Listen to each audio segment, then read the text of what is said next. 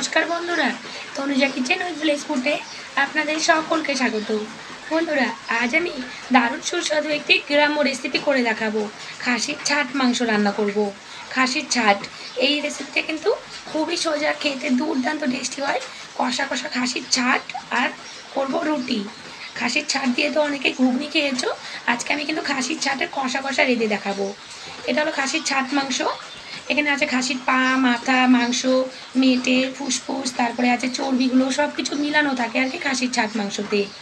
খাসির মাংসের দাম যদি 700 টাকা কিলো হয়, তো খাসির ছাট মাংস কিন্তু তার অর্ধেক দাম হয়, 350 বা 400 টাকা হবে। আজকে বাজার থেকে 400 টাকা দিয়ে খাসির ছাট মাংস কিনে নিয়ে আসছি। সেই মাংসটাই ধুয়ে রেডি করে রেখেছি। আজকে এই রেসিপিটি আপনাদেরকে করে দেখাবো। অনেকেই ভাবছেন যে খাসির ছাট মাংস আবার খাওয়া যায় নাকি। হ্যাঁ বন্ধুরা, গ্রামগঞ্জে কিন্তু অনেক বাড়িতে এই রেসিপিটি হয়ে থাকে। আর খাসির ছাট মাংস আমার কিন্তু খুবই ভালো লাগে খেতে, কষানো কষানো করে রান্না করলে। আজকে সেইভাবেই রান্না করে দেখাবো। এখানে মাংসের মশলা রেডি করে নিয়েছি। আদা, রসুন, লঙ্কা, পেঁয়াজ, জিরে ধনিয়া, আদা, রসুন, লঙ্কা এগুলোকে একসাথে বেটে নেব। আর পেঁয়াজটাকে কুচিয়ে আলাদা রেখেছি। এখানে কয়েকটা কাঁচা লঙ্কাও দিয়ে দিলাম, আবার শুকনো লঙ্কাও দিয়েছি, একটু ঝাল ঝাল করে করব বলে।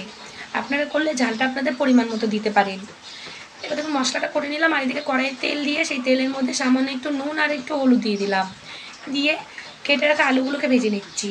এখানে আমি 3টে বড় সাইজের আলু ছোট ছোট করে কেটে নিয়েছি। ছাট মাংসটা দেবো বলে আলুগুলো আমি এইভাবে কেটেছি। দেখুন আলুগুলোকে বেশ লাল লাল করে ভেজে একটা প্লেটে তুলে নিচ্ছি। এবার কড়াইয়ের মধ্যে 100 গ্রাম সরষের তেল দিয়ে দিলাম। এর মধ্যে তেজপাতা, গোটা গরম মশলা, জিরে ফোড়ন দিয়ে দিলাম।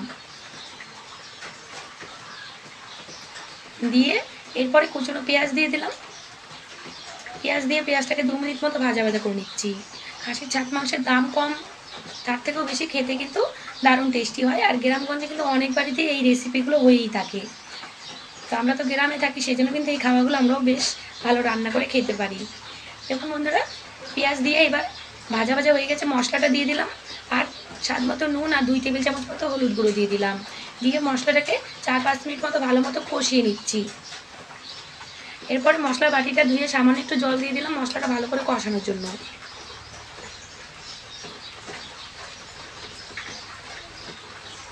আর এই মাংসটা রান্না করতে গেলে কিন্তু একটু কষ্ট আছে। এটাকে অনেকটা সময় ধরে ভালো করে কষিয়ে নিতে হয়, তাহলে এই ছাট মাংসের টেস্টটা অনেক বেশি হয়। এবার দেখুন মাংসটা দিয়ে দিলাম সেই মশলার মধ্যে। এবার মাংসটাকে পুরো আধ ঘন্টা মতো ভালো করে কষিয়ে নেব, প্রথমে কোনো জল না দিয়ে। আজকে রান্নাটা করতে কিন্তু প্রায় 1 ঘন্টা লেগেই যাবে, যেহেতু এর মধ্যে খাসির পা, মাথা এগুলো আছে, এগুলো সেদ্ধ হতে একটু বেশি সময় লাগে। আপনারা চাইলে কিন্তু এইভাবে কষিয়ে নিয়ে প্রেশার কুকারেও দিয়ে দিতে পারেন সেদ্ধ করার জন্য। কিন্তু আমি এভাবে কড়াইয়ে যেভাবে করছি, এইভাবে টেস্টটা একটু বেশি হয়, ভালো মতো কষানোটা হয় বলে। একটু সময় ধরে রান্নাটা করলে টেস্টটা কিন্তু দুর্দান্ত আসে। দেখুন ভালো করে নেড়ে চেড়ে দিয়ে এবার ঢাকা দিয়ে দিচ্ছি। প্রথমেই কিন্তু জল ব্যবহার করব না, জলটা কিন্তু ভালো করে কষিয়ে নেওয়ার পরে দেবো। আর ঢাকনাটা তুলে কিন্তু ঘন ঘন নেড়ে চেড়ে দিতে হবে, নাহলে কিন্তু নিচে লেগে যেতে পারে। আবারও ঢাকা দিয়ে দিচ্ছি।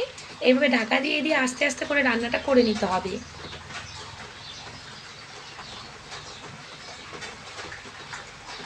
অনেকে খাসির ছাটের ঘুগনি খেয়েছো, অনেক দোকানে খাসির ছাটের ঘুগনি পাওয়া যায়। তো খাসির ছাটের ঘুগনিও টেস্ট হয়, কিন্তু খাসির ছাট এইভাবে রান্না করে খেলে কিন্তু এর টেস্টটা অনেকটা বেশি হয়।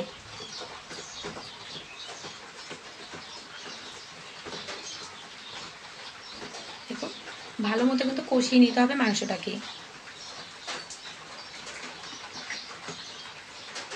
প্রথমেই মাংসতে মশলার মধ্যে মাংসটা দিয়ে আমি 20 মিনিট মতো ভালো করে কষিয়ে নিচ্ছি। তারপরে এর মধ্যে সামান্য একটু জল দেব। জল দিয়ে আবারও 20 মিনিট মতো মাংসটাকে কষিয়ে নেব। এভাবে আস্তে আস্তে করে কিন্তু মাংসটাকে ভালো করে কষাতে হবে। যত ভালো কষানো হবে এর টেস্টটা কিন্তু ততই বেশি হবে।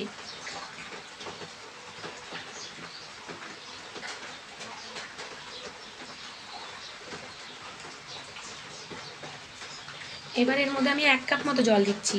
একবারে করে বেশি করে জল কিন্তু একবারে দেব না। এখানে 1 কাপ জল দিচ্ছি।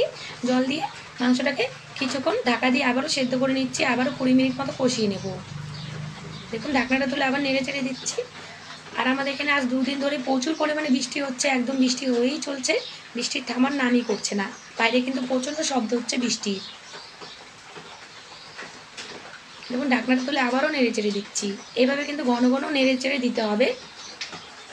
এবার কষানো হয়ে গেছে, এবার ভেজে রাখা আলুগুলো দিয়ে দিলাম এর মধ্যে।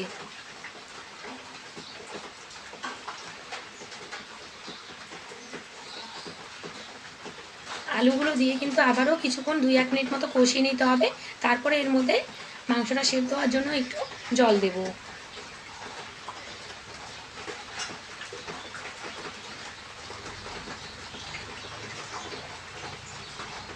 কালারটা কত সুন্দর এসেছে। আমি কিন্তু এর মধ্যে কোনো রকম আর লঙ্কার গুঁড়া ব্যবহার করিনি। শুকনো লঙ্কা আর পাকা লঙ্কা দেখে বেটে দিয়েছি, সেই জন্য কিন্তু কালারটা এত সুন্দর হয়েছে। এবার দেখুন কষানো হয়ে গেছে, এর মধ্যে আমি 3 কাপ মতো জল দিয়ে দিচ্ছি। 3 কাপ মতো জল দিয়ে এটাকে এখন ঢাকা দিয়ে পুরো আধ ঘন্টা মতো রান্নাটা করে নেব। আর আজকে রান্নাটাতে কিন্তু একটুকু ঝোল রাখবো না, একদমই শুকনো শুকনো করবো।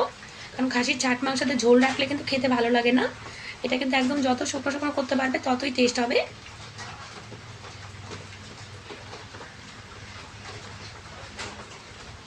আজকে এই খাসির ছাট মাংস দিয়ে রুটি করেছি খাওয়ার জন্য। গরম গরম ফুলকো ফুলকো রুটি দিয়ে ছাট মাংস খেতে কিন্তু দুর্দান্ত টেস্টি হয়। এবার দেখুন ঢাকনাটা তুলে একটু নেড়ে চেড়ে দিচ্ছি। এখন কিন্তু মাংসটা প্রায় সেদ্ধ হয়েই আসছে। আর ঝোলটাকে একদম শুকনো শুকনো করে নিলে একদমই তৈরি হয়ে যাবে আজকের এই খাসির ছাট মাংস। তো দেখুন বন্ধুরা, এবার সবার শেষে উপর দিয়ে গরম মশলা গুঁড়ো দিয়ে দিলাম 2 টেবিল চামচ মতো। গরম মশলা গুঁড়োটা দিয়ে আবারও কিছুক্ষণ আমি জাল করে নেব। একটু নেড়ে চেড়ে দিয়ে আবার একটু ঢাকা দিচ্ছি। এভাবে ঢাকা দিয়ে দিয়ে কিন্তু আস্তে আস্তে করেই রান্নাটা করতে হবে। বেশি তাড়াহুড়ো করতে গেলে কিন্তু এই খাসির ছাট মাংস একটুকু টেস্ট হবে না। সেজন্য কিন্তু যত ভালো করে এটা কষিয়ে নিয়ে রান্নাটা করবেন ততই এর টেস্টটা কিন্তু বেশি হবে।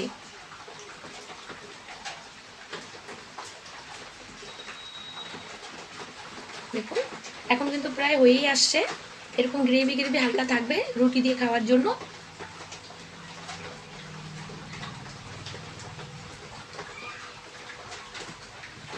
বন্ধুরা আজকের রেসিপিটা যদি ভালো লেগে থাকে ভিডিওটা একটা লাইক করবেন, কমেন্ট করবেন, আমার চ্যানেলটিতে কিন্তু অবশ্যই সাবস্ক্রাইব করবেন।